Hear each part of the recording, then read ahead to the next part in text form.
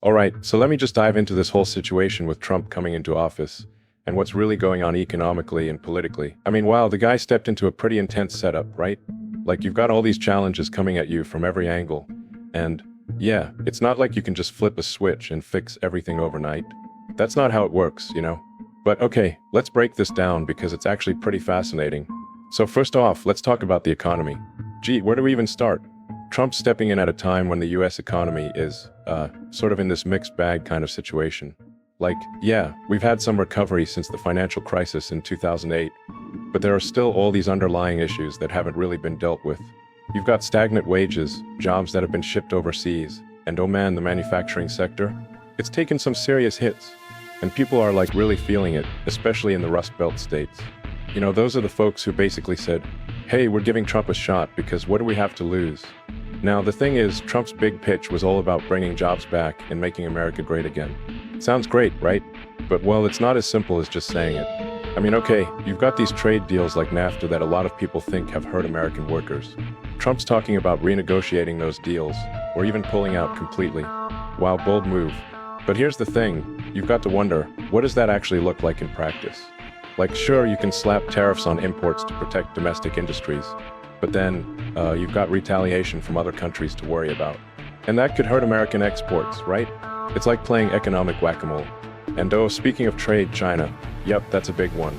Trump's been super vocal about how China's been taking advantage of the US with, you know, currency manipulation and unfair trade practices. He's like, we're gonna stand up to China. And yeah, that's something a lot of Americans are probably cheering for. But there's a flip side. We're also deeply intertwined with China economically. Like, think about it.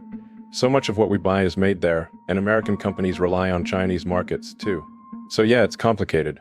Alright, let's shift gears to politics for a minute. The thing about Trump is, he's not your typical politician.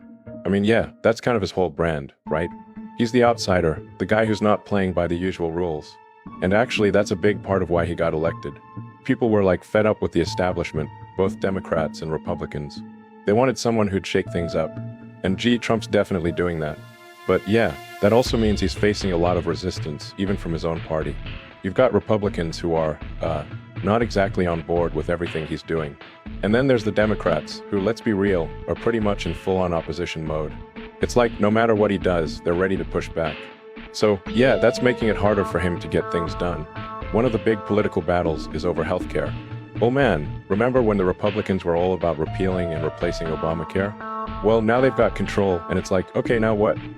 Turns out coming up with a replacement plan is, easier said than done. And actually, this is one of those issues where you've got real divisions within the Republican Party itself. Like, some want a full repeal, others are saying, wait, maybe we should keep parts of it. So yeah, it's a mess. Then there's immigration. Wow, that's a hot-button issue if there ever was one. Trump's all about building the wall, right? And yeah, that's a pretty polarizing idea. On the one hand, you've got people saying, hey, we need to secure our borders and stop illegal immigration. But then you've got others who are like, wait, this is just fear-mongering and not actually solving the real issues. And let's not forget the whole travel ban thing. That stirred up a ton of controversy too. Oh, and speaking of controversies, let's not ignore the media. Trump's relationship with the media is, well, let's just say it's not great. He's constantly calling them out as fake news. And yeah, a lot of people feel like the media is biased against him. But gee, at the same time, the media is like, hey, we're just holding you accountable. So it's this back and forth that's pretty exhausting, honestly. Now, if we zoom out a bit, what we're seeing is this bigger battle over the direction of the country. I mean, Trump's agenda is very much about nationalism, America first, right? And that's resonating with a lot of people who feel like globalization has left them behind.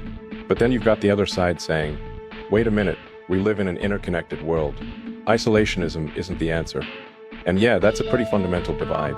But anyway, here's the thing about Trump. Love him or hate him, he's definitely changed the game. Like, he's forcing people to confront issues that maybe have been ignored or swept under the rug for too long. And okay, maybe not everyone agrees with his approach. Actually, a lot of people really don't. But you've got to admit, he's shaking things up.